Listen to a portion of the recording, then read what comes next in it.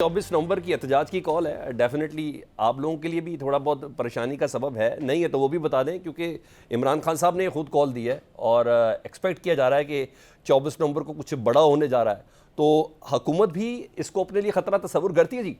देखिए, 9 मई के पस मंज़र में अगर आप देखें तो फिर इसे हल्का नहीं लेना चाहिए और इसके इंतज़ामात जो हैं वो होने चाहिए ताकि कोई ऐसा नाखुशगवार वाक़या ना हो जाए जिस तरह से 9 मई को जो वाक़यात हुए वो आज तक यानी मुल्की बदनामी का बायस भी बन रहे हैं और जो कि इंतहाई एक ऐसी सूरत हाल की तरफ इशारा करते हैं कि जो किसी तौर पे भी एक्सेप्टेबल नहीं है।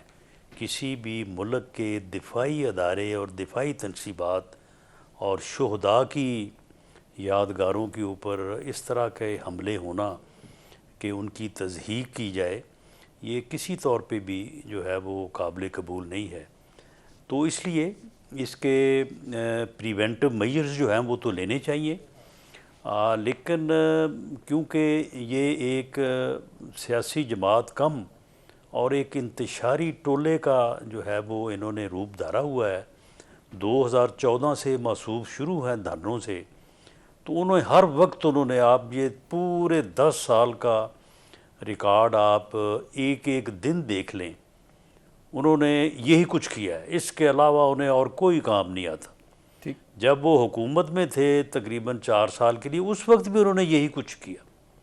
अच्छा राना साहब, आप तो ये प्रिवेंटिव तो वो मेजर्स की करेंगे बात कर जब रहे हैं। तक उनकी ज़िंदगी है। ठीक, आप प्रिवेंटिव मेजर्स की बात कर रहे हैं और माजी में हमने आपकी हिकमत देखी और उसमें प्रिवेंटिव मेजर्स में ताकत का इस्तेमाल है, बल्कि भरपूर तरीके से इस एहतजाज को रोकने का इस्तेमाल है। तो अब जारी बात है, आप वाली पोजीशन मोहसिन नकवी साहब की है।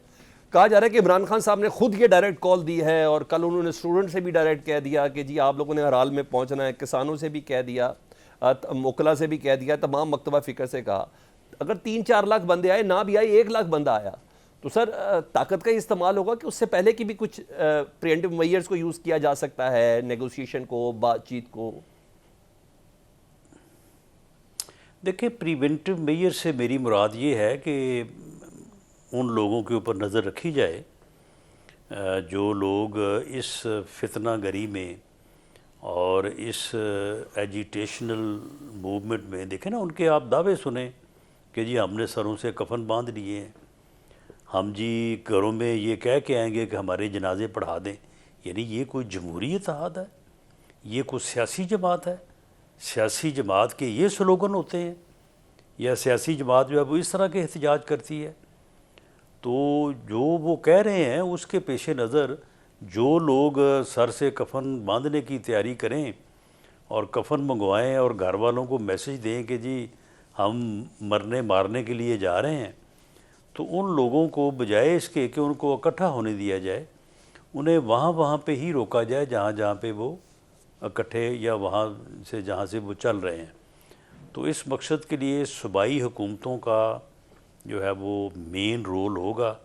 सिंध और बलूचिस्तान में तो ऐसा सच कोई ऐसी पोजीशन नहीं है। KPK में और पंजाब में है, लेकिन पंजाब में मुझे सरे दस्त तो कोई ऐसी पोजीशन नज़र नहीं आ रही। लेकिन बहरहाल उसके ऊपर पूरी तवज्जो होनी चाहिए पंजाब हुकूमत की।